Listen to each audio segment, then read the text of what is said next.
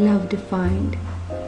In colors vivid, either gloomy or bright, in red, violet, yellow, or even in blue, has love been defined to not my heart, my soul, but to my sight. And I saw each hue without an ounce of woe, for I had my eyelids squeezed, and I ceased to move, and just sat loving the colors of love.